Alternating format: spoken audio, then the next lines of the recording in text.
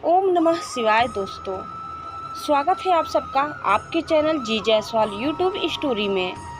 दोस्तों, आज हम लाए हैं आप सबके बीच शिव भक्त की कहानी, जो आंसू रोक नहीं पाएंगे ये कहानी सुनते हुए। दोस्तों, एक अद्भुत कवि संत थे जिनका जन्म कर्नाटक में हुआ था।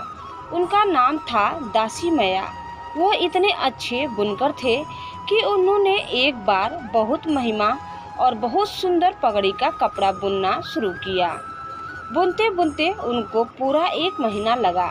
आखिर उन्होंने वह कपड़ा बुन ही लिया, और क्योंकि उनकी कमाई भी इससे ही होती थी, फिर एक दिन वह उसे बेचने के लिए बाजार ले गए। वह कपड़ा इतना सुंदर था कि किसी ने भी उस कपड़े की कीमत नहीं पूछी। सभी को लगा कि ये बहुत महंगा होगा।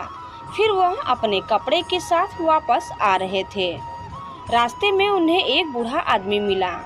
उसने दासी मैया की तरफ देखकर कहा, मैं काँप रहा हूँ, क्या तुम मुझे वह कपड़ा दे सकते हो? दयालु भाव होने के कारण दासी मैया ने वह बूढ़े आदमी को वो कपड़ा दे दिया। उस आदमी ने वह कपड़ा खोला और उस कपड़े के कई टुकड़े कर दिया। एक टुकड़ा उसने अपने सिर पर बांध लिया, दूसरा अपने छाती पर, और 2 छोटे छोटे टुकड़े अपने पैरों और हाथों पर बांधकर बैठ गया। दासी मैया बस देखते रहे।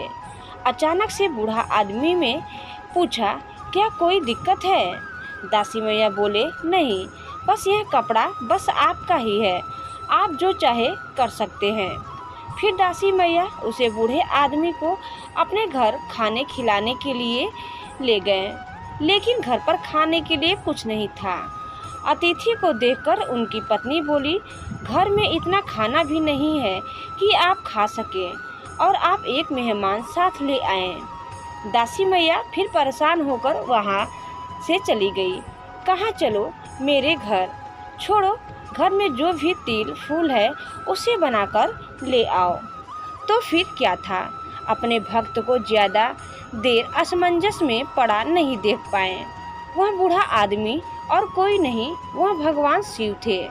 वह दासी मैया की हालत देख अपने वास्तविक रूप में आ गए। फिर भगवान शिव एक मुट्ठी चावल उनकी अनाज के बर्तन में डाल दिए। वह बर्तन अच्छे बन गया। भाव किसी की जिसका कभी अंत न हो। उस बर्तन में फिर कभी भी अनाज खत्म नहीं हुआ, यानी वह कभी खाली नहीं हुआ।